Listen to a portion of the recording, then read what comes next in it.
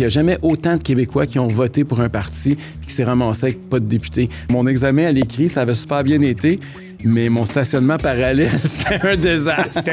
Qu'au Québec, il y a une division entre ceux qui sont pour l'électrique, ceux qui sont pour l'essence, au même titre que Canadiens nordiques, au même titre que séparatistes nationalistes. Fait que la gauche au Québec a réussi à subventionner Elon Musk. C'est hallucinant quand tu y penses. Ouais. Mais il faut se le dire, là, l'électrification des transports au Québec, ça a été un fiasco financier pour le Québec. Il faut maintenant avoir la lucidité de l'avouer.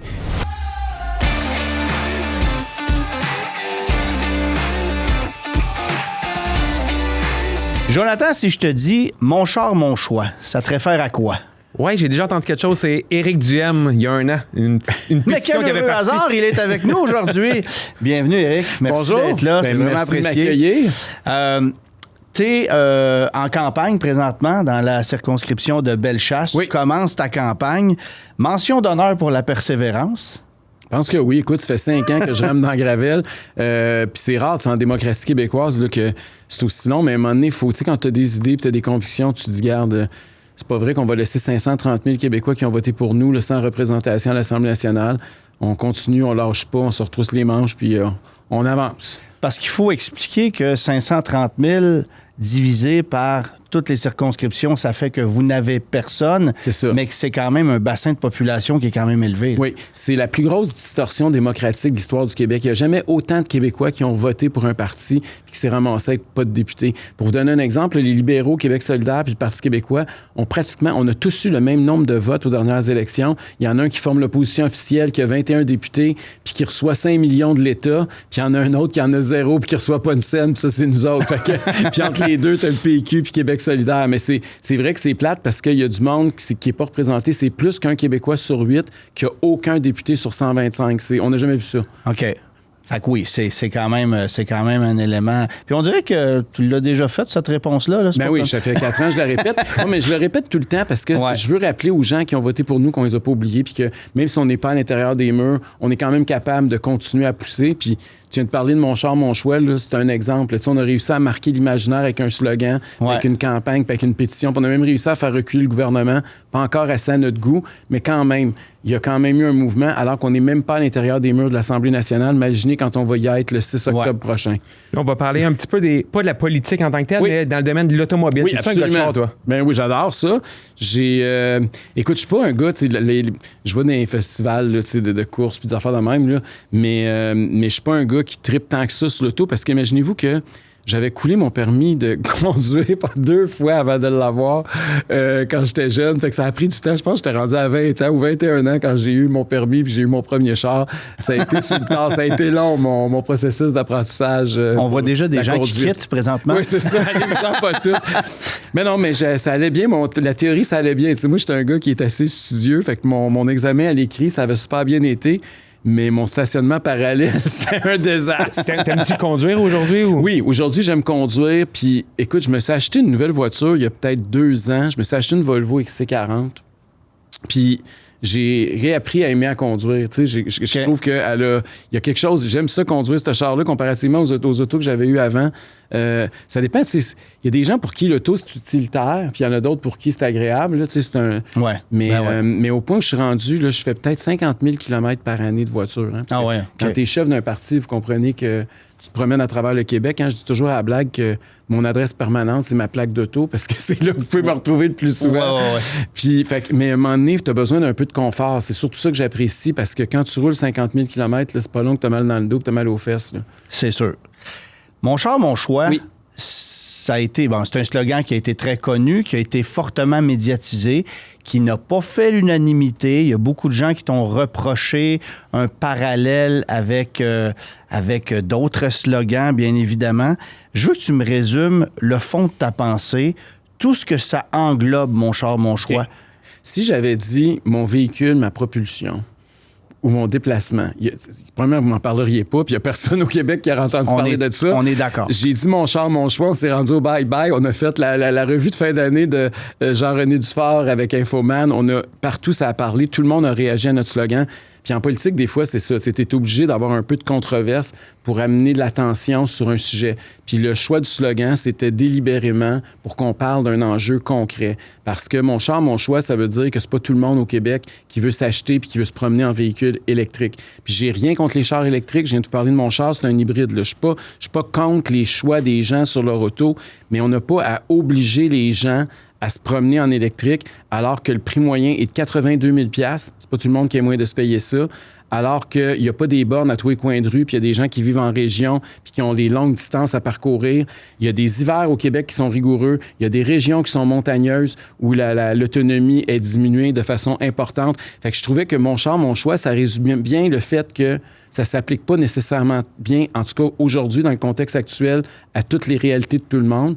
Et puis je pense que ça a marqué l'imaginaire. Puis c'est tellement vrai. C'est le parallèle avec mon corps, mon choix, oui, là, bien évidemment. Évidemment. Puis 1 an plus tard, le gouvernement a quand même reculé. Le Bernard Drinville, quand il était ministre de l'Environnement, a quand même dit, ouais, c'est vrai que 2035, puis interdire les véhicules à essence, ça n'a pas de sens, puis il faut y aller plus graduellement. Puis moi, je vous dis quelque chose tout de suite aujourd'hui. Ça va être encore vrai. Ils vont reculer encore parce que les pourcentages sont encore trop élevés.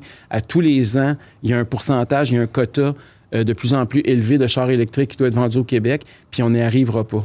C'est 32,5 d'objectifs de vente en 2026.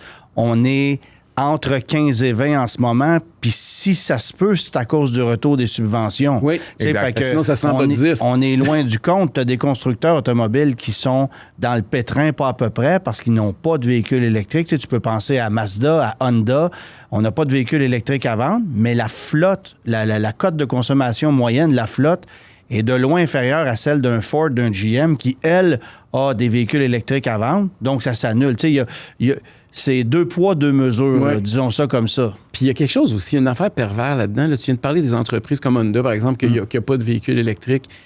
Mais ou pratiquement, il y a le prologue. Il y en a quelques-uns, là, mais ça se vend pas.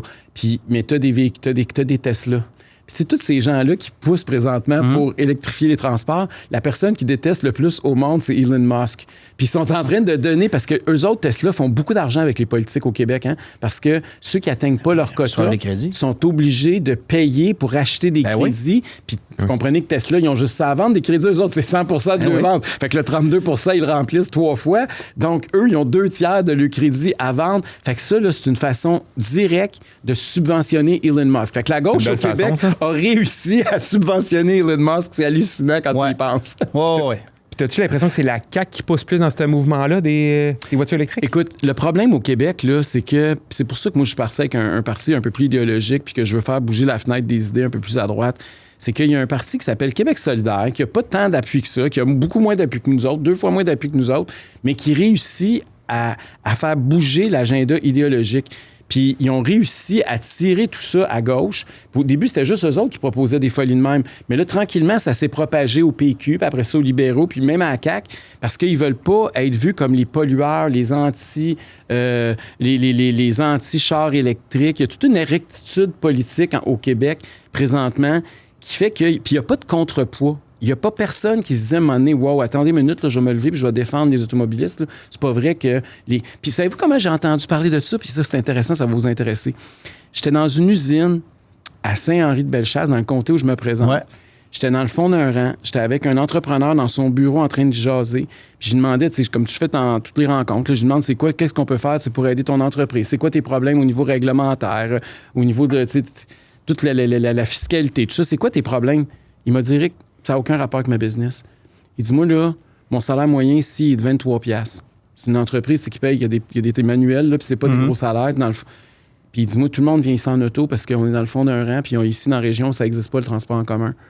Puis il dit, moi, là, les autos électriques, ça va me tuer parce que mes employés, il n'y en a pas un qui a de s'acheter un char électrique. Il dit, ils roulent tous avec des minounes. Puis il dit, le jour où on va interdire les chars à essence, il dit, moi, j'aurai plus d'employés, puis je vais fermer mon usine. Puis je dis, hein? Puis il dit, viens avec moi. Puis on est sorti de c'est pas demain la veille, quand même, là, tu sais, bon. Mais on est sorti de son bureau, il m'a emmené dans le parking en arrière. Puis il dit, regarde, il y avait une quarantaine d'employés. Il dit, regarde les chars. Il dit, il n'y en a pas un ici. Toutes des autos à 10 000 $. Maximum. On serait-tu capable de l'obliger à un moment donné, d'après toi, ou non? Bien, c'est parce que si on met des quotas, à partir du moment où le quota est 100 %, on n'a pas le choix. Le renouvellement du parc automobile va faire qu'ils vont être obligés. Là. Et puis eux autres, là, c'est pas évident. Là, les bornes, il n'y en a pas. les distances à parcourir sont très longues, les hivers sont très rigoureux, et ça ne s'applique pas à nous autres. On est en train de nous rentrer en engorge. Puis là, c'était un entrepreneur qui n'avait aucun rapport avec l'automobile. Puis c'est lui qui m'a fait allumer, OK, on est capable de parler à d'autres mondes que juste du monde qui cherche des chars à gaz puis qui triple là-dessus. Là. On est en train de parler à tous les travailleurs de la classe moyenne, de la moyenne inférieure. Là. J'ajouterais à ce que tu dis que il y a une fausse perception, ou du moins une fausse croyance qui veut que la voiture électrique soit destinée à ceux qui vivent dans les zones urbaines. Bien, je m'excuse, mais si tu habites en condo ou si tu stationnes sur la rue à Montréal, brancher ta voiture, c'est un sérieux enjeu.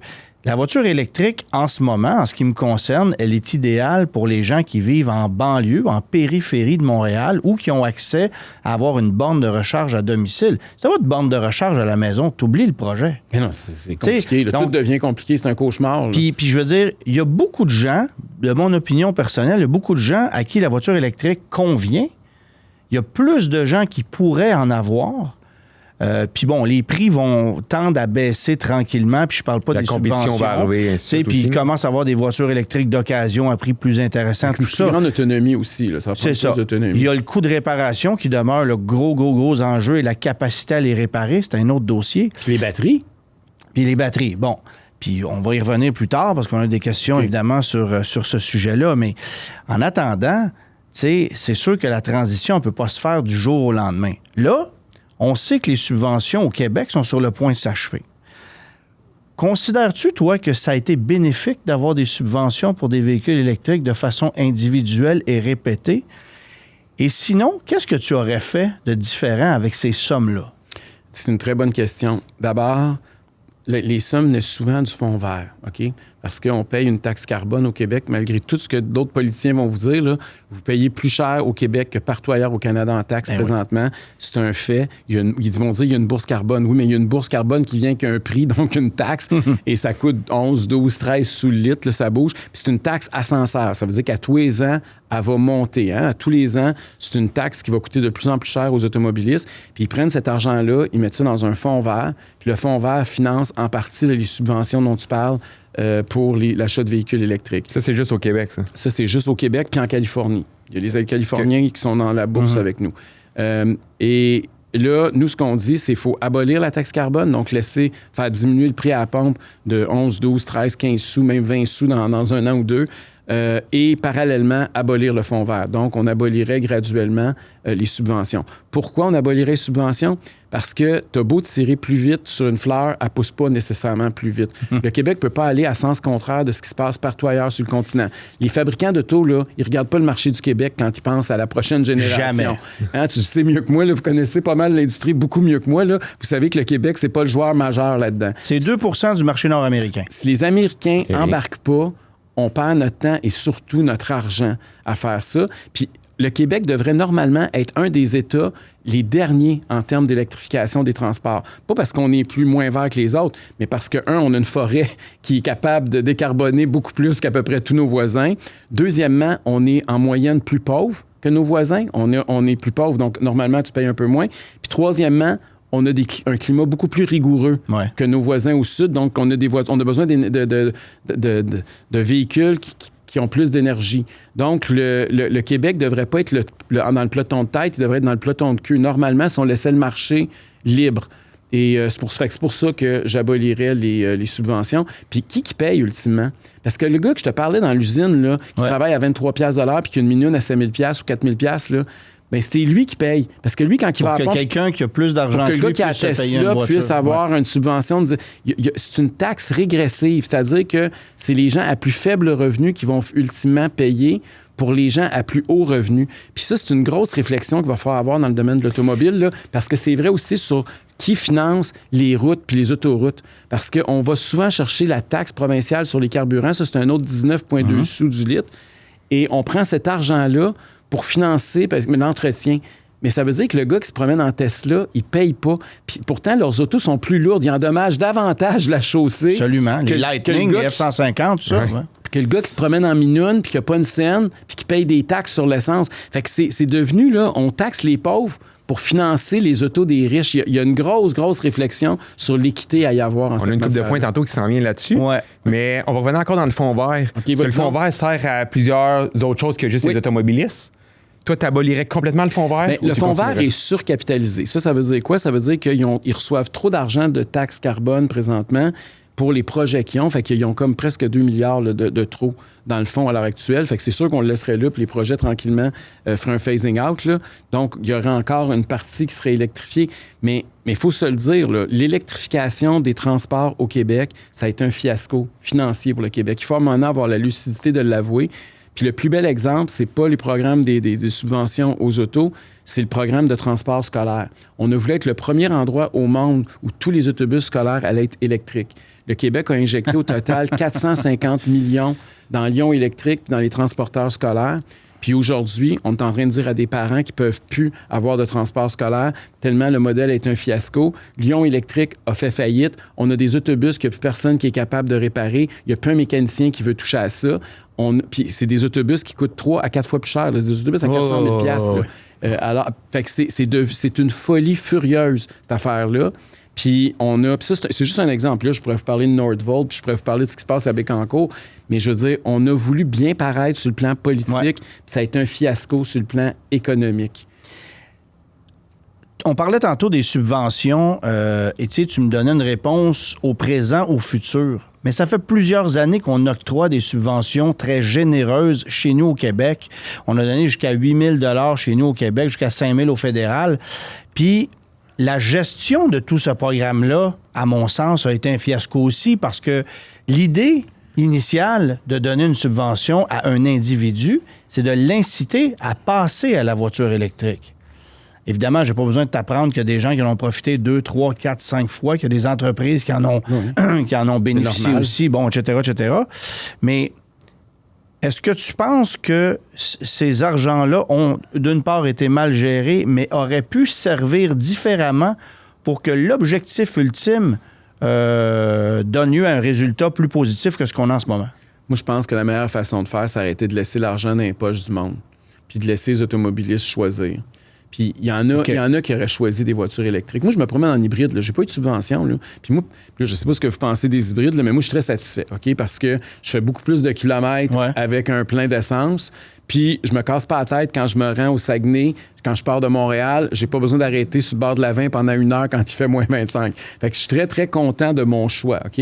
Puis ça m'appartient, là. Puis j'ai ma réalité à moi, puis vous avez à la vôtre. Là. Moi, je fais 50 000 km par année. Bon, je suis peut-être atypique, mais il y a bien du monde qui nous écoute qui sont atypiques pour toutes sortes de raisons, là. Puis il y en a même qui aiment ça conduire, ils aiment ça entendre le bruit du moteur. Tu sais, chacun a sa raison d'avoir un char. Puis on n'a pas à juger ces gens-là, puis on n'a pas à discriminer. Puis le programme de subvention, c'est ça qui est le problème. C'est qu'on discrimine un type d'automobiliste au détriment de l'autre. Puis c'est pas le rôle de l'État de faire ça. Moi, j'ai envie de te dire que c'est rendu plus loin que ça. C'est une note personnelle là, que je vous raconte, mais moi, dans mon milieu, dans le domaine du journalisme automobile, quand je raconte à mes collègues au Canada anglais qu'au Québec, il y a une division entre ceux qui sont pour l'électrique, ceux qui sont pour l'essence, au même titre que Canadiens nordiques, au même titre que séparatistes nationalistes, ils ne me croient pas. Ben voyons donc, c'est un char. Non. Eux vont essayer une voiture électrique comme ils essaient une voiture à essence, font pas la distinction. Puis c'est juste une technologie différente, comme hybride ou essence ou diesel ou électrique. Mais ici, c'est bien plus que ça. C'est un geste politique que de se procurer un ou l'autre, puis ça laisse place au débat tout le temps et ça n'a aucun sens. Antoine, je sais que tu es un journaliste automobile qui sort des fois des chiffres, puis tu t'intéresses à ça, puis tu essaies toutes les autos, puis tu n'as pas de parti pris. Je le vois, tu es quelqu'un qui aime la dis-le à ceux qui ne pensent pas comme toi, Mathieu. Non, mais ce que j'ai remarqué, parce que je lis des fois les commentaires en dessous de ce que tu fais, puis là, je vois que ils te mettent dans un camp parce que là, dès que tu dis quelque chose... Mais dans un ou l'autre. Mais dès que tu dis... oui, mais ça devrait pas. Je veux dire, tout le monde est libre. Quand tu fais, mettons, tu prends deux sortes de marques de modèles, t'as pas un parti pris pour Toyota plutôt qu'Honda ou pour GM plutôt que Ford. Là. Tu regardes ça, tu les essayes toutes, puis tu donnes ton opinion. On devrait pas t'accuser d'être d'un bord ou de l'autre. Je veux dire, tu es capable de faire ton job de façon objective puis de façon professionnelle. Mais tu as raison, c'est comme devenu une ségrégation. Absolument. Tu as les pros. Puis, tu sais, moi, j'ai un hybride, là, puis ils pensent tous que je suis pro-gaz. Mais pourtant, j'ai un char qui est quand même hybride, j'ai quand même une batterie dans mon char, mais c'est pas assez, tu vois. Je suis pas... Puis d'ailleurs, les hybrides, si tu te souviens bien, ils les avaient exclus du pourcentage. Oui. Puis là, ils les ont remis pour changer les chiffres, pour que ça monte un peu, parce que ça sera encore plus bas. Ça va être le pourcentage de mais il faut aussi se souvenir, là, on va reculer un peu plus loin, mais à l'époque, 2008, 2009, 2010, le gouvernement du Québec donnait des rabais pour des véhicules à faible consommation énergétique. Alors, tu achetais un Jeep Patriot, puis tu avais 1500 de rabais du gouvernement, de subvention, parce que c'était un VUS à faible consommation, alors que le même véhicule chez Dodge, qui était une Caliber, mais parce que c'était catégorisé comme une voiture, tu n'avais pas de subvention. Il y a eu des fiascos comme ça a été effrayant. Puis on se souvient de l'époque de Cash for Clunkers, là. On scrapait des voitures, on envoyait des autos à la casse pour mettre des nouvelles voitures sur la route, ce qui est le pire geste environnemental que tu peux pas faire quand tu y penses, parce que d'envoyer des voitures à la casse prématurément pour en fabriquer d'autres, ben ça tient pas à route. Bref, il y a eu toutes sortes d'exercices comme ça. Je veux que tu nous parles... Bon, évidemment, on a souvent cette impression que l'objectif du gouvernement, c'est aussi de contrôle, je veux pas dire contrôler l'énergie, là, mais ça serait poussé, mais de dire, on fabrique de l'électricité au Québec, si on vend plus d'électricité, qu'on réduit la dépendance au pétrole, ben on a un gain de cause chez nous. Personnellement, j'ai envie de te dire que le fait de consommer de l'énergie qui est faite chez nous et de ne pas envoyer d'argent ailleurs, il y a un avantage là. D'un autre côté... Oui, mais advenant qu'on devient tout électrique, Antoine. Ben oui. Eric, qu'est-ce qui va se passer aussi? Ben oui, il nous dit, Pierre Fitzgibbon nous disait de partir, de baisser nos thermostats le jour, de partir nos lave-vaisselle à 3 heures du matin, qu'on manquait d'énergie. Ouais. On n'arrête pas de se faire dire ça. Puis paradoxalement, ils veulent qu'on se rende une borne puis qu'on soit 100% dépendant de l'électricité pour nos transports. Parce que ça peut arriver jusqu'à... Ils nous autorisent, disons, le lundi, on peut rouler, les plaques A à C, puis ainsi de suite, des journées comme ça. Ça pourrait arriver. Comme arroser ton terrain les jours pairs, puis mais c'est sûr que s'il y a une pénurie d'électricité, puis c'est fou là, que le Québec soit en pénurie d'énergie. On est une terre de richesse énergétique.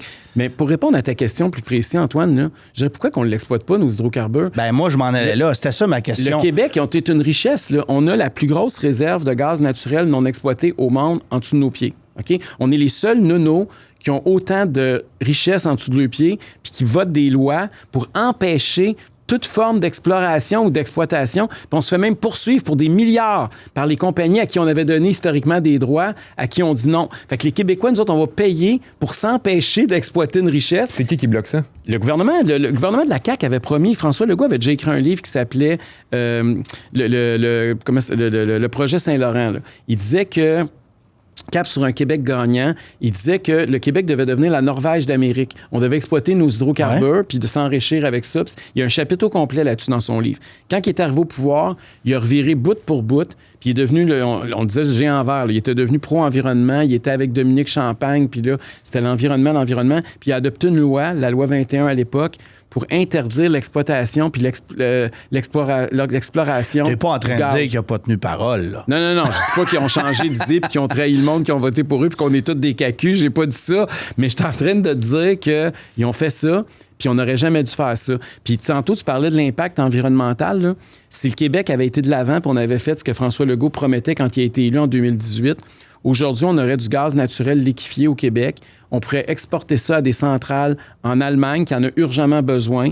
Puis ces centrales-là économiseraient de 50 à 60 réduiraient leur GES, leur gaz à effet de serre, de 50 à 60 Le Québec, à lui seul, pourrait, avec ça, juste en exportant notre gaz, réduire les gaz à effet de serre plus que tout ce qu'on produit dans une année. Fait que moi, là, quand je dis ça, j'ai le programme le plus vert de toutes les partis, plus que Québec solidaire, le PQ, name it, là. Mais le frein vient de où? C'est idéologique. Ils veulent pas qu'on exploite. Il faut pas exploiter parce qu'ils pensent qu'ils vont gagner les guerres ailleurs. Mais ailleurs, le monde n'est pas aussi nono que ça. Ils vont pas s'empêcher d'exploiter. Là. Est-ce que c'est parce qu'on aurait l'impression de reculer face aux objectifs d'Hydro-Québec? Bien, il y a ça aussi. On a un monopole public au Québec. Ça, c'est un autre problème. Donc, on n'est pas soumis aux lois du marché. Puis là, on a un monopole public qui veut s'assurer de continuer à avoir un monopole puis un bassin d'énergie qui est assuré de vendre. Donc, c'est sûr que le gouvernement, il il n'est pas objectif là, quand il est question d'énergie. C'est sûr qu'il va sélectionner celui qui lui rapporte parce que c'est sa propre société puis qu'il a le contrôle. Puis nous autres, plus il nous fait transférer notre chauffage du mazout vers l'électricité ou nos voitures, du pétrole vers l'auto, bien, plus il nous contrôle. C'est-à-dire que plus on devient dépendant d'une seule source d'énergie. Puis ça, partout dans le monde, là, c'est pas vrai juste au Québec, c'est pas vrai juste à l'électricité, là, mais c'est jamais bon d'avoir une concentration dans une seule forme d'énergie. On aurait intérêt à diversifier nos sources d'énergie. C'est pour ça que c'est bon d'avoir, oui, de l'éolien, oui, du solaire, mais aussi, oui, du nucléaire, oui, du pétrole, oui, des barrages hydroélectriques. On a intérêt à diversifier notre offre énergétique, alors qu'au Québec, on est en train de faire exactement le contraire. Je veux qu'on parle de la SAC. Oui, vas-y. Ça clique, la SAC. Où est-ce que la chaîne a débarqué? Puis est-ce qu'il y a moyen de réparer un tant soit peu les pots cassés? Ça, c'est une excellente question. Puis je sais que ça a causé beaucoup de problèmes. Puis ça en cause encore à bien du monde, bien des propriétaires de voitures, bien des concessionnaires automobiles. Au Québec, ben des contribuables qui ont payé aussi. Des contribuables qui ont payé 1,1 milliard de dollars pour un site web. De ce qu'on sait. Faut jamais oublier ça. Il n'y a pas une entreprise, un entrepreneur qui nous écoute qui aurait pu faire une connerie comme ça puis qui serait encore en affaires aujourd'hui. Il aurait tout fait faillite à 1,1 milliard pour un site web transactionnel. Donc, c'est où la chaîne a débarqué. Bien, écoute, au Québec, on aime ça avoir des monopoles dirigés par le gouvernement. Puis, je vais te donner un exemple bien simple. Là. On a juste besoin d'aller regarder en Ontario. C'est quand même pas à l'autre bout du monde, là, puis c'est pas dans une affaire totalement étrangère à qui on est. Là. En Ontario, ils ont un guichet unique pour les services gouvernementaux qui coûte une fraction du prix.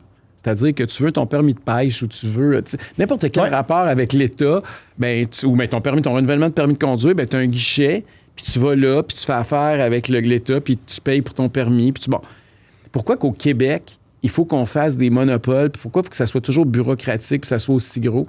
T'sais, pourquoi, par exemple, la CAA ne pourrait pas le faire? T'sais, pourquoi qu'on n'aurait pas des bureaux puis que le gouvernement ne pourrait pas sous-traiter pour ça aussi une partie? Moi, je pense que c'est là la solution. Il faut arrêter d'avoir une... Puis c'est vrai pour la SAQ aussi, pour notre vente d'alcool. Pourquoi qu'au Québec, il faut que ça soit un monopole qui te vende ta bouteille de vin? Pourquoi que le dépanneur, il a pas l'air de te vendre du vin qui est buvable, qui est juste capable de te vendre de la bière, des piquettes? Il y a toutes sortes de trucs comme ça au Québec. Qu'à un moment donné, puis je comprends que historiquement, on a eu, en tant que francophone, notre émergence puis notre avancée économique s'est beaucoup faite avec l'arrivée de l'État-providence. Dans les années 60, quand est arrivée la Révolution tranquille... Oui, c'est une autre époque, là. Oui, c'est ça. C'est que notre mentalité est restée accrochée à ce symbole-là. Puis aujourd'hui, on transporte l'État en pensant que ça a encore un bénéfice pour la majorité québécoise, canadienne, française, appelons-nous comme on veut, là. Alors que c'est plus le cas. On est ailleurs. Puis notre modèle politique puis bureaucratique, il s'est pas mis à jour. Mais toi, aujourd'hui, Éric, personnellement, Éric Duhem, tu ferais quoi? Tu mettrais ça privé? Comment tu ferais fonctionner ça? Je pense que la première étape, là, c'est de voir est-ce qu'il n'y aurait pas moyen de regrouper l'ensemble des services gouvernementaux pour avoir un guichet unique. Ça, je pense que ce serait déjà une voie pour simplifier, pour économiser. Est-ce qu'il y aurait moyen aussi d'avoir des partenaires privés, on vient d'en parler, qui sont dans le domaine, qui pourraient faire ça pour... Tu vas ailleurs, là, la chambre de commerce locale dans une petite région, elle peut t'offrir tout ça. Tu vas à la chambre de commerce, puis ils ont comme un bureau, puis ils t'offrent des permis, puis ils ont toutes sortes de contrats avec le gouvernement. La CA aussi a ça. Pourquoi qu'au Québec, on ne serait pas capable d'avoir ce genre de partenariat-là? Ça, c'est un exemple, mais je pense qu'il va falloir un moment donné se moderniser. Puis ultimement, là, l'objectif, il y a une chose qui devrait nous obséder, c'est de le faire pour moins cher puis pour faciliter la vie du monde et des automobilistes plutôt que de simplifier la vie pour des bureaucrates. Parce que c'est comme ça, malheureusement. C'est les citoyens qui payent pour ces inutilement. Bien, c'est sûr. Puis c'est nous autres, c'est toutes nous autres qui payent pour le 1,1 milliard qu'on vient de perdre. Là. Et la SAC, d'abord et avant tout, son temps à l'oublier, mais c'est un service aux citoyens. C'est supposé être un service aux citoyens d'abord et avant tout. Et quand tu parles aux gens de la SAC, eux se considèrent comme des percepteurs de taxes, ne mettent jamais des règles en place. Mais il en demeure pas moins que c'est supposé être un service aux citoyens qui est plus ou moins bien rodé. On va s'entendre là-dessus. Là, la question que j'ai pour toi, c'est, on le sait là, que ça a coûté 1,1 milliard plus parce qu'il y a des choses qu'on ne sait pas. Ouais. Est-ce que les gens qui ont été impliqués de près ou de loin, de façon directe ou indirecte dans tout ça, qu'on parle de Carl Malenfant, de Geneviève Guilbeault, de peu importe c'est qui, sont pas tous des imbéciles, là? Non. Ce sont des gens qui ont quand même vu un peu ce qui se passait, là. Écoute, on a eu un rapport Galant, il y a eu une commission d'enquête. Alors, je m'en vais là. As-tu confiance en tout ce qu'on a vu, en ce qui a été médiatisé, ou tu as l'impression qu'il y a anguille sous roche? Bien, écoute, il y a clairement des versions contradictoires parce qu'on a vu des courriels, on a vu des témoignages qui se contredisaient. On a vu des gens qui avaient été informés qui disaient qu'ils n'étaient pas au courant. Même la classe politique, on peut penser à François Bonnardel, Geneviève Guilbeault, tu l'as nommé, Éric Kerr aussi. C'était les 3 ministres qui étaient au cœur du scandale. Bon, il y en a une qui a décidé de ne pas se représenter. Il y en a un qui a été démissionné, comme on dit dans le métier. Puis il y en a un autre qui a été promu, qui est rendu leader du gouvernement présentement, François Bonnardel, pour ne pas le nommer. Donc, c'est là... ça sympathique que tu prennes ça en riant, mais OK. Non, mais je comprends que les gens ne trouvent pas ça drôle. C'est pas drôle, là, je ris parce que c'est ironique, là, mais c'est vraiment... Il se passe quelque chose de pas normal. Puis c'est comme si... Puis pire que ça, là, rappelez-vous, des fonctionnaires qui ont été bougés. Il y en a même qui ont eu des promotions à la suite de ça. C'est comme s'il n'y avait pas d'imputabilité au Québec, comme si personne n'était responsable de rien. Puis là, on a dit, c'est la faute de personne, puis on va... Mais sauf que le contribuable, lui, c'est pas de sa faute. Le seul que c'est sûr que c'est pas de sa faute, c'est le contribuable. Ouais. Puis malheureusement, c'est lui qui est le seul qui va payer pour ça. Et c'est là qu'il y a un problème. On n'est pas capable d'avoir de l'imputabilité autant au niveau de la fonction publique que de nos élus au Québec. Puis ça, c'est un gros problème. Puis là, la réforme qu'il faut faire par rapport à ça, il y en a un paquet, là.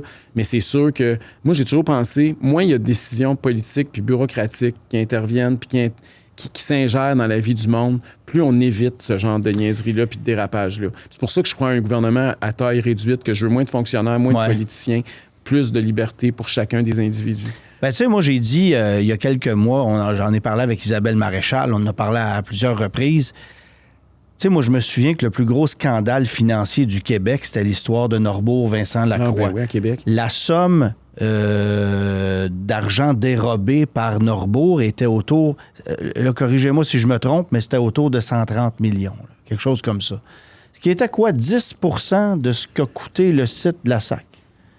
Puis le site de la SAC, au pire, en fait, avec tout ce scandale-là, il y a quelqu'un qui a perdu sa job avec une petite tape ses doigts, puis on recommence pas. Ça a été la plus grosse punition. Il n'y a personne en prison, là. Il n'y a personne en prison. En même temps, je suis loin d'être prêt à pointer un individu puis dire « c'est de ta faute, tu dois rembourser » ou « tout est de ta faute à toi ». Moi, la question que j'ai pour toi, puis ça sort peut-être un peu du cadre qu'on a, Jonathan, là, mais tu aurais été au pouvoir, tu aurais été dans cette situation-là. Tu aurais vu de façon partielle ou à peu près, tu sais, tu aurais douté qu'il y a quelque chose qui se passait de pas correct. Tu fais quoi quand tu as les 2 pieds dedans?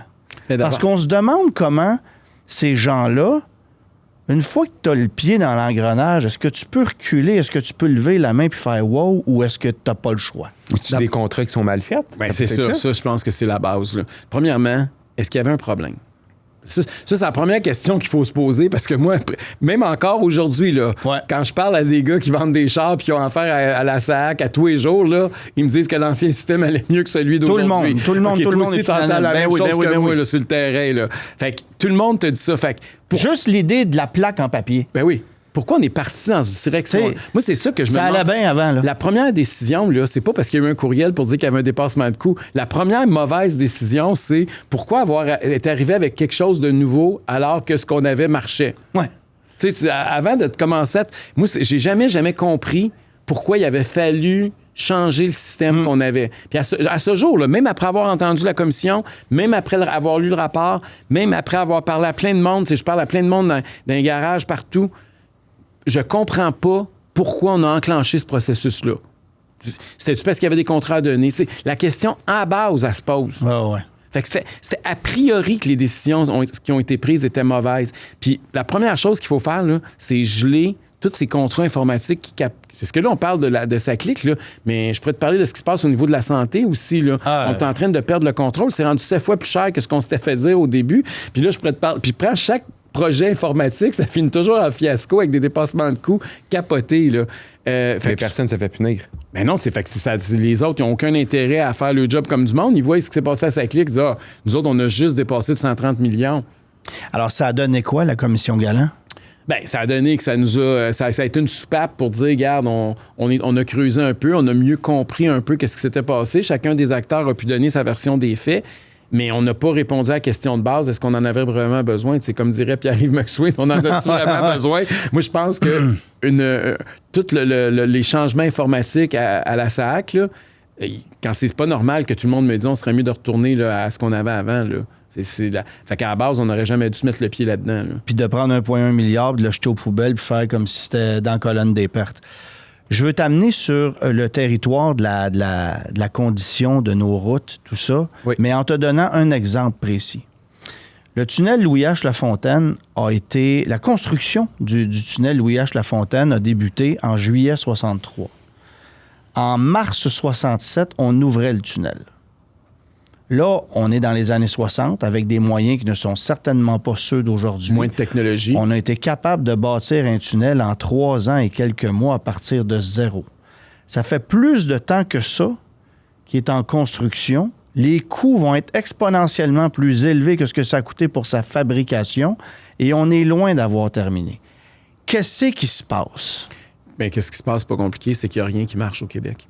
Puis, je suis pas en train de critiquer, là. C'est juste une analyse lucide. Tu sais, moi, j'étais à Québec, là.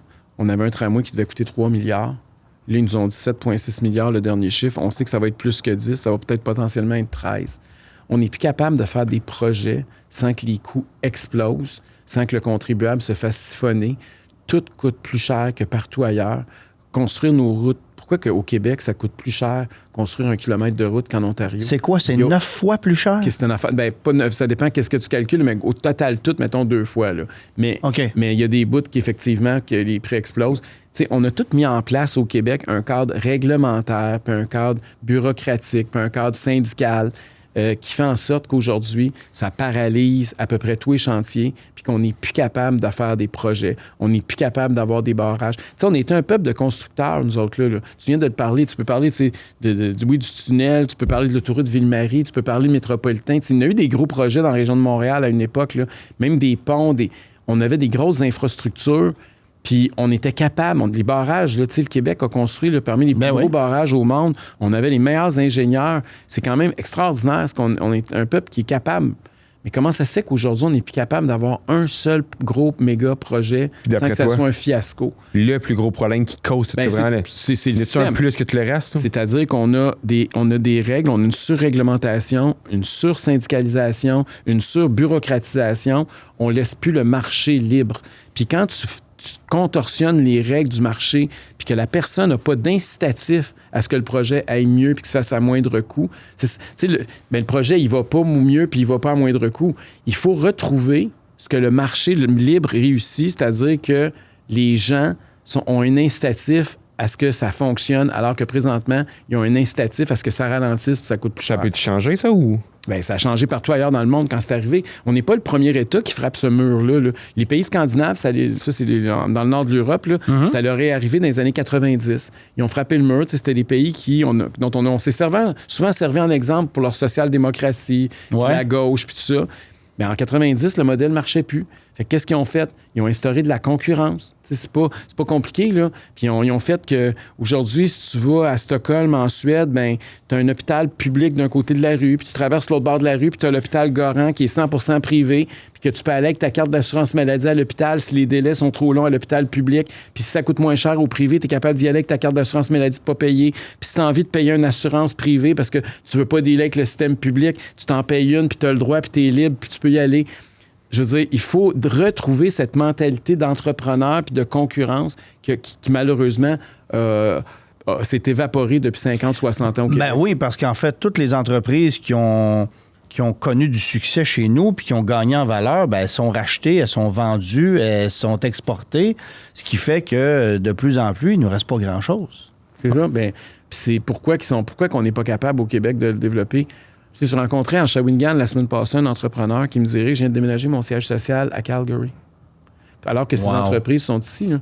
Puis là, il a ouvert une filiale à Calgary. Il a déménagé son siège social là. Pourquoi? Bien parce qu'au niveau fiscal, ils sont moins gourmands. Au niveau réglementaire, ils sont moins gourmands. Puis là, tranquillement, ils commencent à ouvrir et à créer des jobs en Alberta. Puis tranquillement, il y en a de moins en moins à Shawinigan. Puis, à un moment donné, trop de taxes tue les taxes. On a un niveau de taxation, d'imposition, de bureaucratie plus haut qu'ailleurs. Fait que les entrepreneurs, les forces les plus productives, ils s'en vont où ils sont le plus libres, puis où ils peuvent faire le plus de fric, puis ils peuvent faire travailler le plus de monde. Puis au Québec, bien, ça diminue. Fait que même quand on augmente une taxe, il revient moins de revenus au gouvernement parce que les gens trouvent des moyens pour éviter le système fiscal trop lourd. On va continuer le chemin de la route. On va aller au pont à Québec, le 3e lien. Oui. Peux-tu expliquer le plan de départ, puis où est-ce que c'est rendu aujourd'hui, puis ton opinion là-dessus? Oui. D'abord, le 3e lien, là, c'est pas un projet qui est nouveau. Je sais que ça défrait les manchettes depuis quelques années, beaucoup plus qu'avant. Mais vous devez savoir que ça fait 50, 60 ans que c'est dans un carton du ministère des Transports du Québec. C'était même planifié comme ça. Ceux qui connaissent Québec, là, avec... ça fait 50, 60 ans. Oui, que c'est dans un carton du ministère des Transports. Puis tout on était supposé avoir une boucle autour de Québec, comme à peu près tous les centres urbains en Amérique du Nord, pour contourner, une voie de contournement qui fait le tour de la ville. Nous autres, on a un C avec 2 ponts dans le milieu. C'est comme une espèce de logo du Canadien. Vous voyez bien que ça n'a pas d'allure qu'on ait ça à Québec. Mais puis nous, notre projet, c'est quoi? Bien, c'est de dire il faut que ça passe à l'île d'Orléans, là où c'était supposé. C'est pas moi qui ai inventé ça, là où c'était supposé passer il y a 50 ans. Puis présentement, le gouvernement a donné un contrat de 2,7 milliards de dollars pour faire un pont entre l'île d'Orléans puis la Rive-Nord. OK? Ça, c'est déjà en construction. Là. Au moment où on se parle, là, il va y avoir un pont parce que le pont de l'île d'Orléans, il est fini. Nous, ce qu'on dit, c'est continuons sur l'île d'Orléans, prenons le chemin Prévost, puis allons rejoindre la 20 de l'autre bord à partir de Beaumont, ceux qui connaissent un peu la région, là, puis on va avoir un cercle, un périurbain. La CAQ dit non, il ne faut pas passer sur l'île d'Orléans, le patrimoine de l'île. Juste vous rappeler qu'on a passé des pylônes d'hydro qui sont pas mal plus laids qu'un pont sur l'île d'Orléans qui massacre, quant à moi, le paysage de l'île. Juste dire que 2,7 milliards pour une population de 5-6 000 personnes, c'est énormément d'argent par personne, ce qu'on est en train de faire. Je pense que ce serait normal que tous les Québécois puissent l'utiliser pour aussi traverser sur la rive sud. Puis là, présentement, le projet... Les autres partis, le Parti québécois, le Parti libéral puis Québec solidaire sont contre un 3e lien autoroutier entre nos 2 rives tout court. La CAQ propose maintenant un pont privé avec du payage qui irait un petit peu plus à l'ouest de la pointe de l'île. Donc, qui va contourner l'île alors qu'ils construisent un pont à quelques centaines de mètres plus à l'est qui va coûter 2,7 milliards.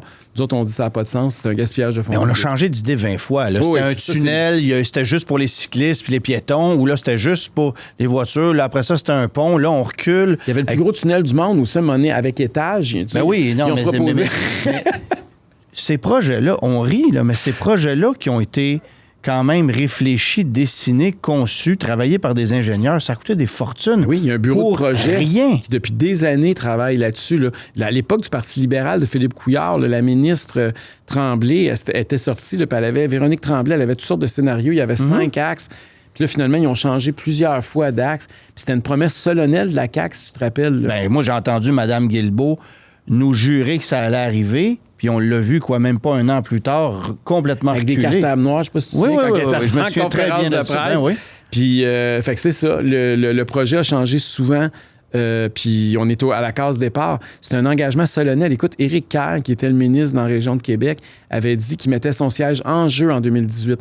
Il mettait ça que les travaux allaient commencer dans les mois suivant l'élection, qu'il n'allait pas retourner en élection sans que le pont soit fait. Ça fait 8 ans, puis il est encore député dans la pelleterie. As-tu une idée aujourd'hui combien qu'on a déboursé en plan et en projet à date, puis il n'y a rien fait encore? La dernière fois, c'était 100 millions. C'est plus que 100 millions. Okay. Ça, c'est juste des études pour différents scénarios, finalement, qui n'auront jamais lieu. Ils ont même creusé des carottes dans le fond du fleuve parce qu'à un moment donné, ils parlaient d'un tunnel, puis d'un méga-tunnel, puis à un moment donné, c'était un bitube. Ils voulaient mettre à un moment donné deux tubes. Après ça, ils ont voulu mettre une partie en pompe et une partie en tube après. Après ça, ils ont voulu rentrer dans le Cap Diamant, puis aller en dessous, puis aller rejoindre l'autoroute de l'autre bord. Écoute, il y a eu beaucoup d'ingénieurs qui se sont partagés des contrats sur différents tracés, mais il n'y a jamais rien passé. Moi, je prendrais ça, là, puis je regarderais ce qui s'est fait en 1960, là, puis on retournerait au plan qui avait été fait à l'époque. Je pense que ces gars-là, il y avait une densité d'automobiles qui n'était pas la même, puis bon. Mais c'est une région qui est en expansion, là. C'est la région qui va connaître la plus forte expansion au Québec. C'est la région de Chaudière-Appalaches, la rive sud de Québec. Là, moi, j'amènerais une information. Une information, c'est pas une information, mais juste un commentaire. Il y a 2 ponts à Québec qui sont à quoi? 100 mètres un de l'autre? Un par-dessus l'autre, quasiment. T'sais, qui a pensé à ça, que c'était une bonne idée? Tant qu'à faire 2 ponts, me semble, t'es mets un peu plus loin un de l'autre. Bon, c'est fait. On peut pas reculer. Mais là, c'est clair que d'amener une troisième construction qui permettrait à tous les... Tu sais, Lévis, c'est rendu gros. Il y a du monde là-bas. Il faut que ça traverse. C'est une des le villes boulot que ça fait.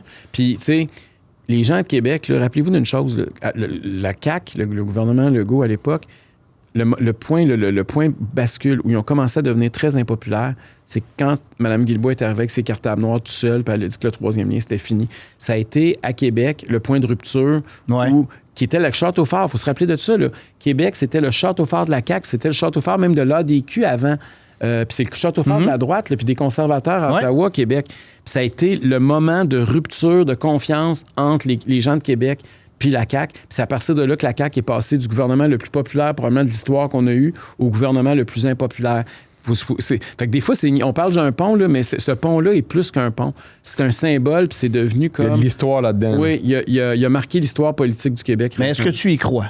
D'un troisième lien? Bien, non seulement j'y crois, mais c'est essentiel. Je pense ça ne devrait même pas être un débat politique. Je veux dire, c'est une question de développement économique, pas juste pour la région de Québec, pour toute l'Est du Québec. Quand un truck part de la Rive-Sud d'ici à Montréal puis qui s'en va sur la Côte-Nord, là, ça nous permettrait d'éviter de contourner complètement la grande région de Québec. Je veux dire, il y a un besoin. Puis on le sait que ça va aller en s'accroissant. On le sait qu'il va y avoir une augmentation de la population. Je veux dire, c'est pas une question idéologique, c'est une question qui va le faire. Écoute, la Chambre de commerce de Lévis, je sais pas, ça fait combien de décennies qu'ils se battent pour ce pont-là. Ça va arriver un jour ou l'autre, mais malheureusement, ça sera pas avec la CAQ, ça, c'est sûr. Là, je veux qu'on parle de Nordvolt, Lion, Taiga, Lithium. Ces compagnies-là ont été subventionné à outrance. Il y a eu un effort de la part de Québec pour subventionner tout ce qui s'appelle filière batterie. Tu sais, je t'ai posé une question tantôt, quand est-ce que la chaîne a débarqué? Mais là, le constat qu'on en tire de tout ça, c'est qu'il n'y a rien qui a fonctionné. Non. Et pourtant, ça aurait dû en partie être bénéfique. Bien, est-ce que le Québec... Tu sais, à un moment donné, il faut être réaliste aussi. Est-ce que le Québec a les moyens de concurrencer les Américains, les Chinois pour qu'est-ce qui va être la prochaine technologie mondiale pour les véhicules? Il y a de l'expertise quand même ici, là. On peut avoir une niche, mais est-ce qu'on peut les concurrencer de façon globale? La réponse, évidemment, que c'est non. Deuxièmement, est-ce que c'est le rôle de l'État de choisir des gagnants puis des perdants dans l'économie québécoise? Bon. Moi, je pense que le rôle de l'État, c'est de s'assurer qu'on a des bonnes infrastructures, qu'on a un niveau fiscal assez bas pour attirer des investisseurs, puis laisser les gens libres, puis les plus innovateurs prendre le contrôle, puis développer leur technologie. Puis on a fait exactement le contraire. Tu sais, prends l'exemple de Taiga. Taiga, on n'en a pas parlé, là, mais c'est intéressant. Qui a eu l'idée que c'était une bonne idée que pour parler d'électrification des transports, il fallait commencer par les motoneiges? Quand est-ce que vous rencontrez des bornes électriques dans le bois? Tu parles à un vendeur de motoneige. Il y en a jamais. Il y a combien de bornes sur des épinettes? Zéro. Deuxièmement, est-ce que c'est une bonne idée d'avoir des motoneiges plus pesantes? Ben non. Non. Est-ce que c'est une bonne idée d'avoir des motoneiges qui n'ont pas beaucoup d'autonomie? Puis en plus, il fait ça l'hiver. Puis est-ce qu'il fait froid? Est-ce qu'il fait chaud quand vous promenez en motoneige? Tu sais, toutes les questions... À sa face même, là, les motoneiges, ça devrait être le dernier type Je dirais que les motomarines, c'est pas mal la même chose. C'est ça. Mais il faisait les deux en passant.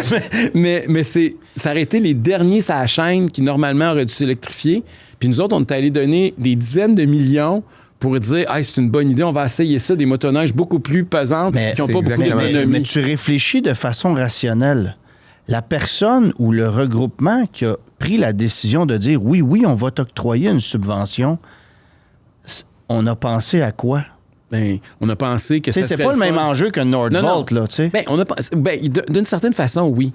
C'est qu'on a une classe politique qui veut bien paraître, OK? C'est toujours beau d'aller dans une usine à Shawinigan, couper des rubans, puis dire que tu vas créer des jobs, puis que tu es le bon monsieur ou la bonne madame Fréchette, parce qu'elle était ministre aussi du développement économique, puis elle nous a donné en masse des subventions, là, puis tu arrives là avec tes chèques, puis tu joues au Père Noël, puis tu achètes des votes. C'est spontanément, là, les politiciens, ils aiment tous ça.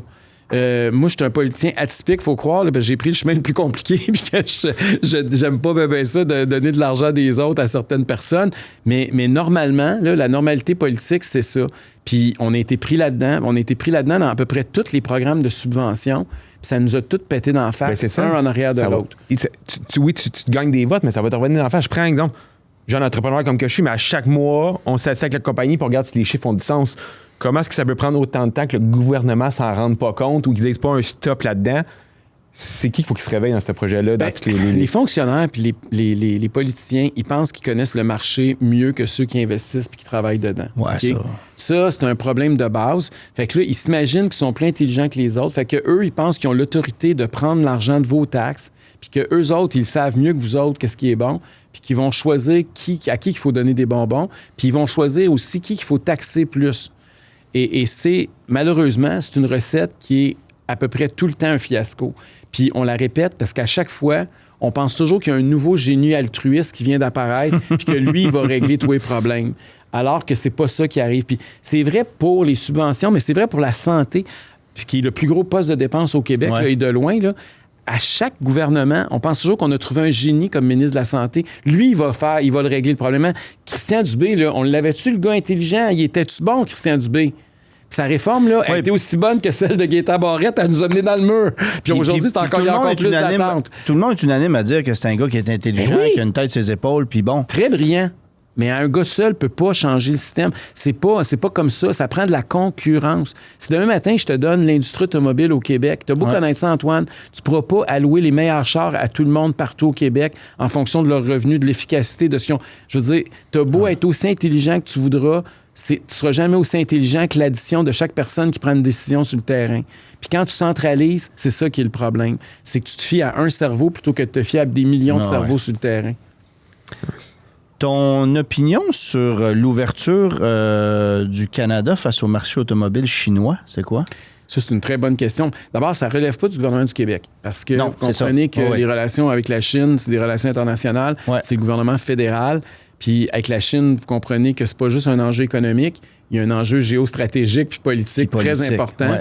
On parle d'un régime communiste, d'une dictature qui contorsionne les règles du marché puis qui est capable de faire du dumping à très grande échelle dans notre pays puis d'avoir des effets dévastateurs à moyen et à long terme. Même si à court terme, on peut avoir des bonbons. J'ajouterais, et qui plus est au Québec, parce que mon feeling, c'est que c'est surtout au Québec où ça va fonctionner. Oui, puis c'est ça qui est le danger. Donc, l'arrivée des Chinois dans le marché, d'abord, pourquoi? Ça revient encore à l'histoire. Pourquoi ça va être plus populaire au Québec? Il y a aussi la question électrique, là.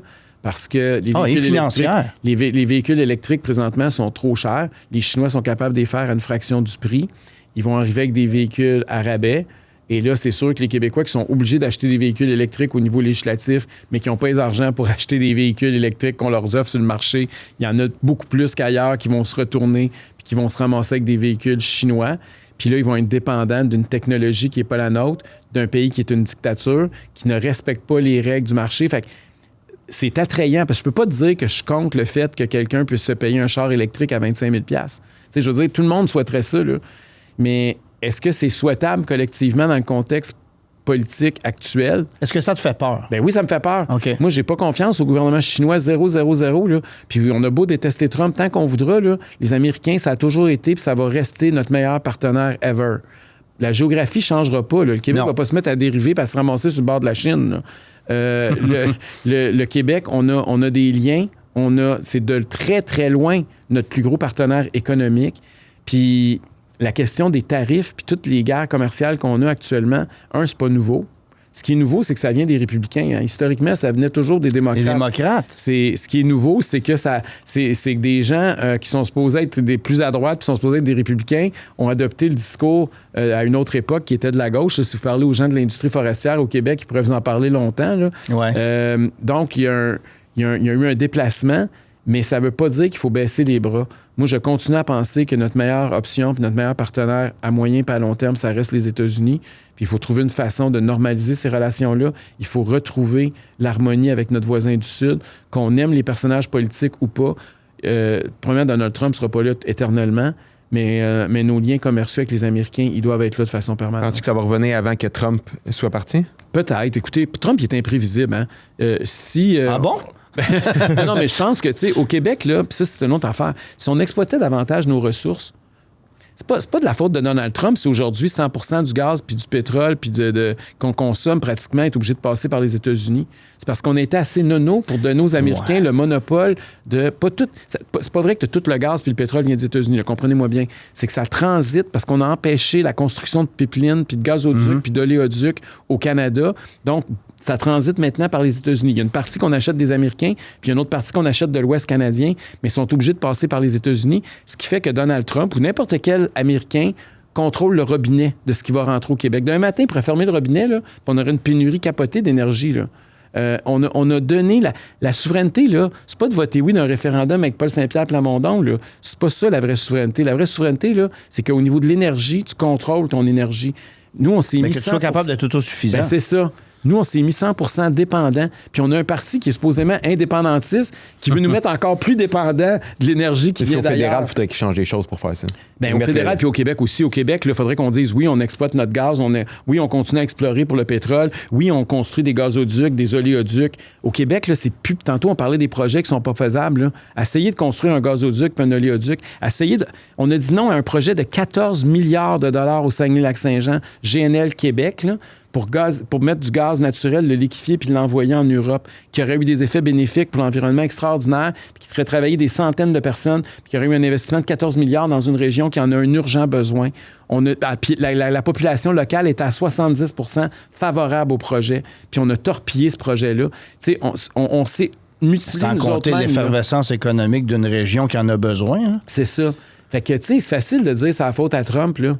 Mais on a un petit mea culpa à faire à ce niveau-là aussi. Là. Un autre gros problème qu'on voit de plus en plus, les chauffeurs à rabais. Ah oui. C'est quoi ton point de vue là-dessus? Qu'est-ce qu'on peut faire pour régler ce problème-là, qui est un fléau maintenant? Là? C'est une catastrophe. On octroie des permis. Là, moi, j'ai parlé à mots couverts à des gens, là, 75$, ils ont un permis en règle de la SAC pour conduire des poids lourds. C'est un fléau. Puis quand les gars ils pognent des accidents ou qu'ils se font pogner, ils reship en Inde ou n'importe où ailleurs dans le monde. Là. Et puis il n'y a pratiquement pas de conséquences. C'est une autre forme d'imputabilité qui n'existe pas dans l'industrie. Il faut que tout le monde ait les mêmes règles du jeu. Présentement, là, c'est pas ça. C'est pas ça du tout. C'est un peu comme le marché du taxi. Ben, il y a comme deux standards. Ouais. Puis il y a des chauffeurs à rabais. Puis souvent, honnêtement, ils se font plaquer puis ils arrivent de l'Ontario. Il faut le dire aussi. Ouais. C'est pas nécessairement les chauffeurs du Québec. Là. Puis ce qui est plate... N'empêche, ils circulent chez nous. Oui, ils circulent chez nous puis c'est des dangers publics. Là. C'est surtout ça aussi. Là. C'est que, pensez pas que c'est juste les autres camionneurs qui sont affectés parce que ça affecte le job. Là. Vous, comme automobiliste, ces routes du Québec, là, c'est devenu moins sécuritaire. Puis plus il va y avoir de chauffeurs à rabais, plus votre propre sécurité est en danger. Là, parce que ces gars-là n'ont pas les compétences pour être là. Il faut se le dire aussi. Là. Des catastrophes, il y en est arrivé une peu un autre au Québec. Là. Mais il va continuer à en avoir. Il y a rien puis en Ontario, encore plus. En Ontario, parce que c'est là qui est l'épicentre du problème. Ouais. Là. Donc, je pense que ça, c'est... Là, je veux pas partir de polémique, là, mais il y a toutes sortes de... Il y a des politiciens qui ont fait rentrer beaucoup d'immigrants ces dernières années, puis qui n'osent pas attaquer, puis qui veulent pas faire de discrimination. Puis c'est correct de pas faire de discrimination, sauf que le problème, là, c'est pas les chauffeurs québécois qui sont sur les routes depuis 25 ans. Là. Non. Puis à un moment donné, il faut appeler un chat, puis il faut pas, au nom de la rectitude politique, de s'empêcher de parler puis de nommer les problèmes. Puis il y en a un problème, c'est les routes du Québec. Puis il y a personne qui prend le taureau par les cornes. Puis l'autre problème qu'on a, c'est qu'au niveau des routes au Canada, c'est très compliqué parce que tu as le fédéral, tu as le provincial, tout le monde se renvoie le ballon. Ça, c'est une autre affaire que ça prendrait. Là. Il faut qu'on ait des normes qui soient plus uniformes. Je ne suis pas en train de dire qu'il faut donner ça au fédéral, au contraire. Je suis en train de dire que les provinces entre elles doivent s'harmoniser puis doivent s'assurer que c'est assez, là, que la grandeur du truck, elle ne peut pas être la même d'une province à l'autre, puis le poids n'est pas pareil. Puis on met toutes sortes de barrières ridicules. Oui, puis les règles d'heure de conduite, puis les logbooks, tout ça, ben oui. Fait que ça n'a qu'une tête. C'est pour ça, gars, là, je t'ai amené un livre, je vais en parler, c'est le bon moment. Ouais. Destination Autonomie, c'est pas l'autonomie des voitures électriques dont je parle, c'est l'autonomie du Québec à l'intérieur du Canada. Mais oui, je veux que le Québec soit plus autonome, mais je veux qu'on s'harmonise aussi, puis que les barrières interprovinciales qui nuisent à notre économie, qui nuisent à notre sécurité, on les abolisse, puis qu'on négocie avec les autres provinces pour diminuer ça. Puis je pense que les chauffeurs à rabais, là, on a un gros travail à faire. Il faut éliminer ça de nos routes. Puis il faut pas faire de partisanerie politique, là, parce que tout le monde est attaqué par ça, tout le monde est affecté. Fait que, je te donne mon livre. Merci. Il faudrait des parties du problème sur l'autonomie. Il faudrait des systèmes qui se parlent à travers le Canada complet aussi, puisqu'on est tous... en silo dans chacun de bord. Chaque province doit...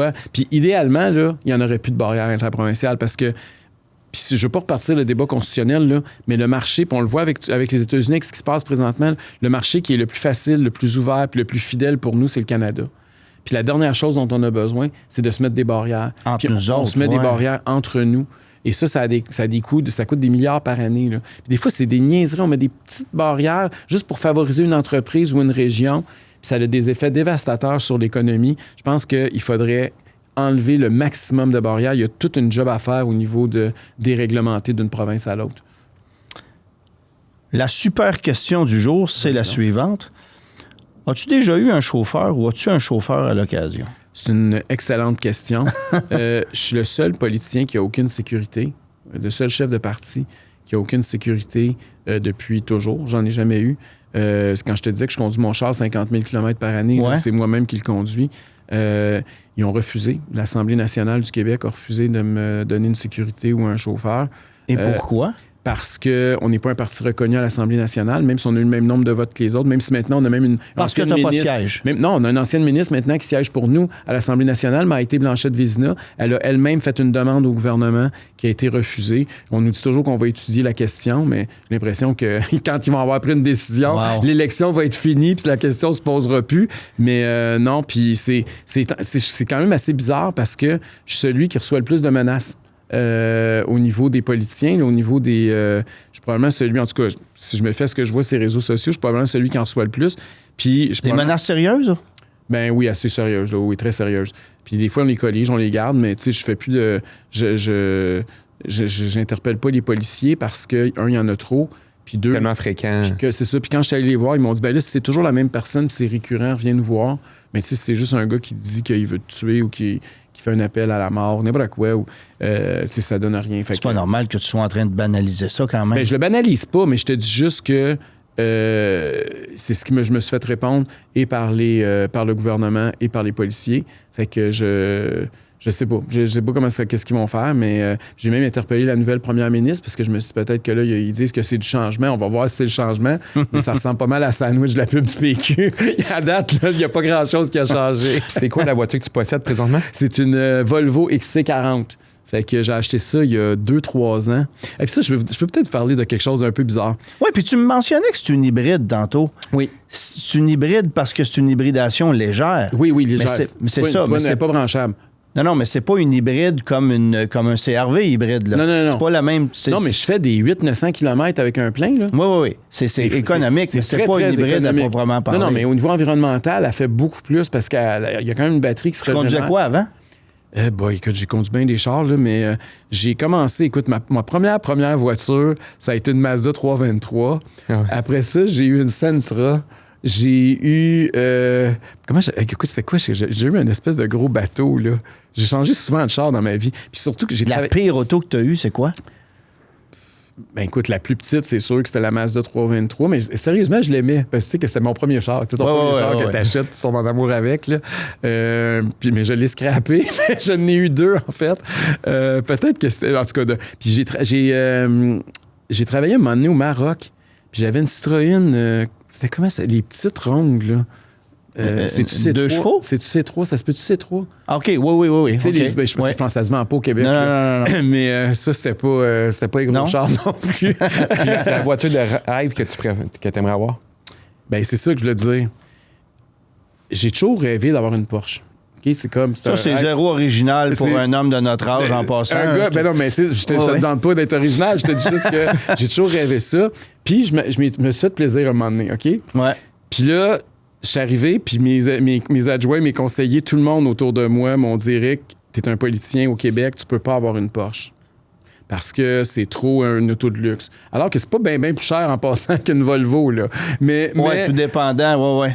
Mais ça paraît pas... Tu sais, c'était une Macan là, de base. C'était pas la grosse affaire, là. Sauf que... moi, je trouve ça bizarre qu'au Québec, on peut pas se promener avec un auto de luxe quand on est en politique. Premièrement, j'ai pas fait mon argent en politique. Là, j'ai été pendant plus que 2 ans bénévole. Là, puis je fais moins qu'un député à l'heure actuelle. Là. Fait que c'est pas comme ça que je me suis mis riche. Moi, j'ai fait des bons placements, j'ai travaillé fort, j'ai eu 2-3 jobs toute ma vie. Puis oui, j'ai la chance d'avoir un peu d'argent, Mais aux États-Unis ou ailleurs dans le monde, quand tu as de l'argent puis tu arrives avec un auto de luxe, le monde dit « Wow, tu as réussi, tu es quelqu'un à qui on peut faire confiance. » Au Québec, quand tu arrives, puis là, je nommerai pas de nom, mais mes adversaires, puis que tu es rendu à 45, 50 ans, puis tu n'as pas mis 100 000 $ dans tes REER, puis que ton actif principal, c'est une roulotte, ah ben là, toi, tu es un winner, tu n'as pas fait une scène. Il y a quelque chose là-dedans que j'ai bien de la misère à comprendre. Moi, j'ai vu il y a plusieurs années, là, puis là, on recule d'au moins 25-30 ans, puis c'est un meme que je vois repasser sur les réseaux sociaux de temps en temps.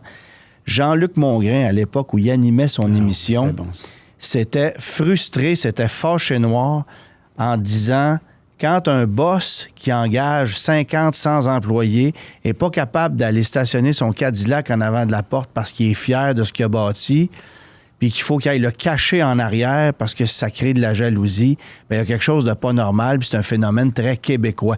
Je ne le crie pas comme lui le crie dans son émission, mais c'était tellement bien dit. Ça résume... c'est comme si l'argent était encore tabou chez nous, puis que de réussir, ben c'était synonyme de t'es crosseur puis t'as fourré du monde. C'est tellement créé fort dans la tête des gens aussi. C'est fou, là, je me souviens. Puis là, moi, quand j'étais très jeune, j'étais militant au Parti québécois. Puis, à un moment donné, j'avais travaillé une élection partielle à Anjou avec Pauline Marois.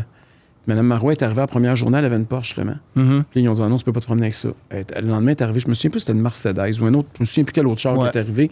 Puis ils ont dit, ben non. Mais là, elle a dit, ben écoutez, là, puis là, tous les chars qu'il y avait, il n'y avait rien qui marchait. Il a fallu qu'il loue une Ford, je sais pas quoi, là, pour une Taurus, je pense. Il avait loué une Taurus pour qu'elle se promène pendant la campagne électorale dans le comté parce qu'elle pouvait pas se promener avec ses chars parce que le monde aurait trop jasé. Ça, il faut que ça change au Québec, cette affaire-là. Il y a même une ministre récemment, là, elle avait des Christian Louis Boutin là, pour une conférence de presse, puis ça a fait un scandale. À un moment donné, il faut arrêter. Il faut valoriser les gens qui réussissent au Québec. Si on veut que... moi, je veux qu'il y ait plus de riches au Québec. Je veux pas qu'on abolisse les riches. Là. Mon objectif, c'est que tout le monde soit plus riche, pas qu'on jalouse. La jalousie est toujours mauvaise conseillère puis mauvaise en politique publique. Là. Ben, ça m'amène même à te poser une question qui n'est pas dans nos listes, mais on ne valorise pas suffisamment le métier de politicien. Est-ce que c'est tentant de se lancer en politique au Québec par rapport à d'autres endroits à travers la planète? Si tu posais la question à mon chum et à mes parents, ils te répondraient pas pantoute. Mais moi, je trouve une valorisation parce que moi, je suis motivé par les idées. Puis je pense que tout le monde a compris ça. Là. C'était pas les sondages qui m'ont motivé. Mais je veux dire, sur le plan financier, sur le plan... C'est zéro d'une barre. Là. Ben c'est ça. C'est pas... Tu vas pas en politique pour faire de l'argent. Puis en même temps, c'est toujours délicat parce que tu veux pas que les politiciens aillent là pour les mauvaises raisons puis soient là pour le chèque de paye parce que je pense que ça serait la mauvaise raison. Là. Mais tu as raison que c'est pas quelque chose qui est très valorisé. Mais moi, je trouve qu'au Québec, on a trop d'affaires qui sont politisées puis il y a trop de décisions qui se prennent au niveau politique. Fait que je suis pas la bonne personne pour dire qu'il faut valoriser davantage la politique parce que moi, je souhaiterais sortir un peu la politique de la vie du monde puis leur donner un peu plus de liberté individuelle.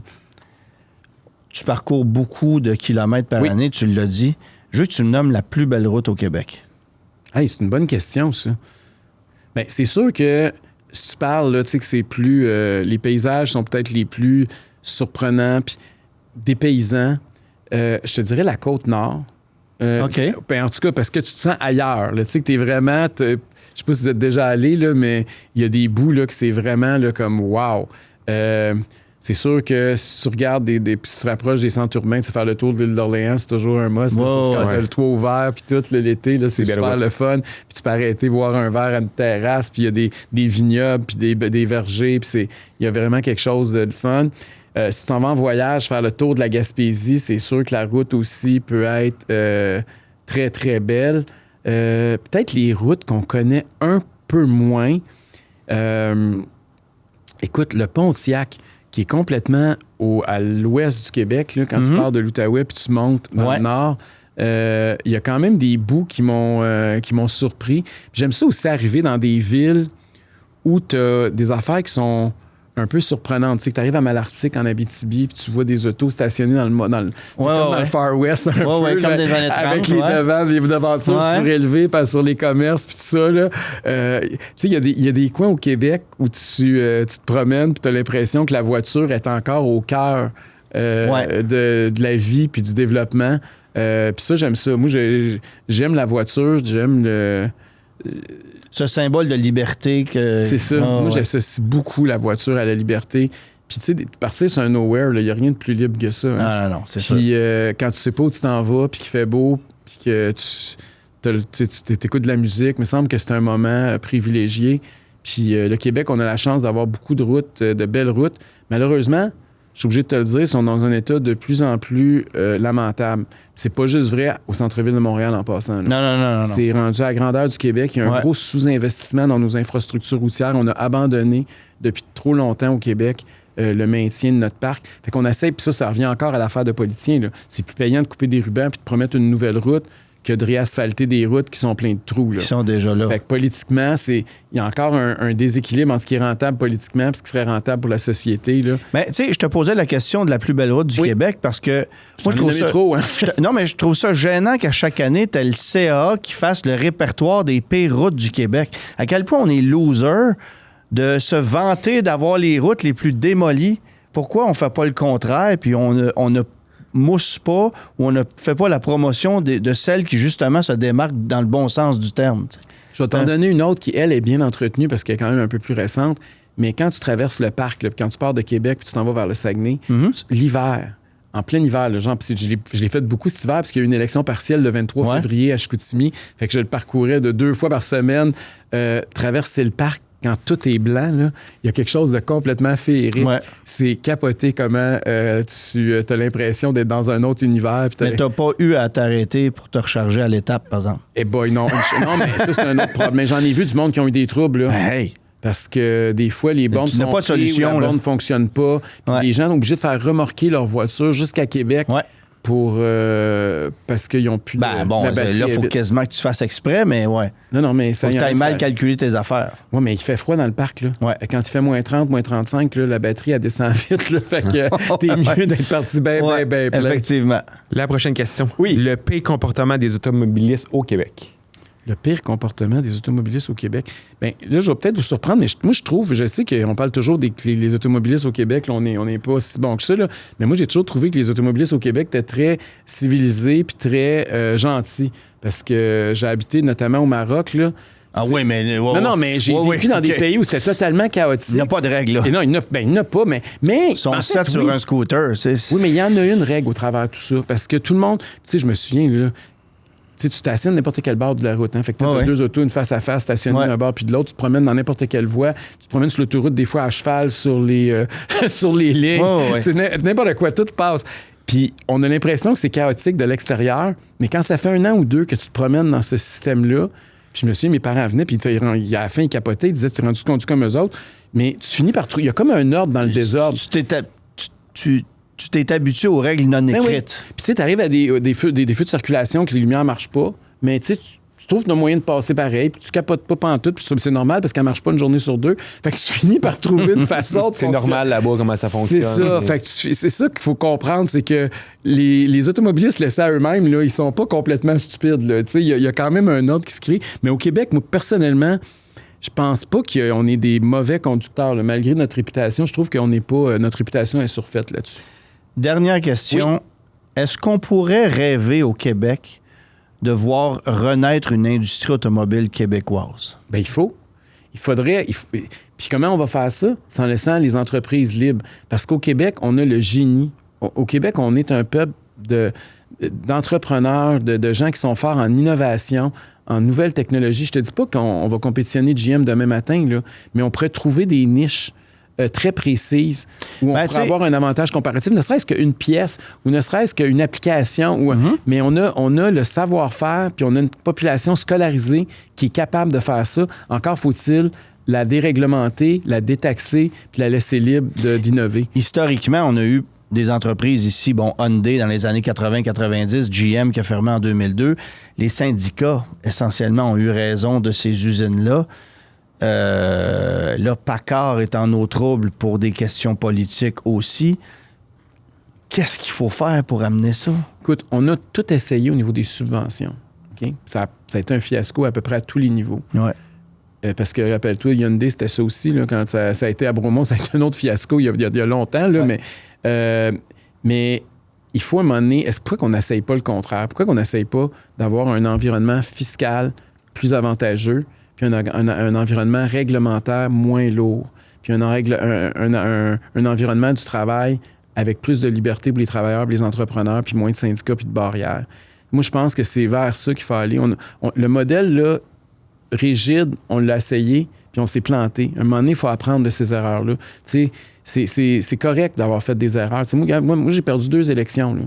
C'est correct d'avoir perdu des élections. Il faut juste pas que je répète les erreurs que j'ai faites. Il faut que je m'améliore. Puis la prochaine, il faut que je la gagne. Il faut que je vois ça comme des étapes qui m'ont mené vers le succès. Fait que le Québec, on s'est planté à plusieurs égards, là, mais il faut apprendre au travers de ce qui s'est passé. Puis il ne faut plus recommettre les mêmes erreurs de subvention. Il va falloir commencer à donner plus de liberté à ceux qui veulent innover. Puis je pense qu'on serait capable au Québec d'attirer des constructeurs automobiles ou des entreprises dans à peu près tous les secteurs parce qu'on a une population scolarisée, innovante. Merci, Éric. Merci à vous deux. Merci d'avoir pris le temps. Et le commanditaire principal, qui est Pièces d'Auto Super, va te remettre une carte cadeau de 500 $. Wow! Puis je fais quoi avec ça? Tu viens dépenser dans nos magasins. Wow, OK, bien, je vais faire ça. Si jamais tu as un problème de pièces de Volvo, peu importe. Exactement. Il y a des pièces de Volvo, je vais pouvoir... Tu vas pouvoir avoir ça, tu vas pouvoir avoir tout ce que tu as besoin. Des pneus, même. Ben oui, exact. Tu as besoin de pneus, de peu importe. Alors, tu as ça ici. Merci d'avoir pris le temps. C'est super Merci apprécié. à vous deux. C'est super apprécié.